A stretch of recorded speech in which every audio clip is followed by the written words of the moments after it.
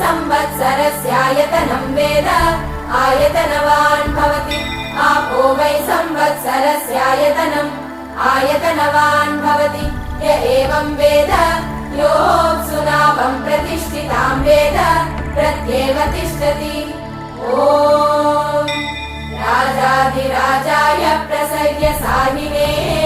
नमो वयं वै श्रवणाय कुर्महे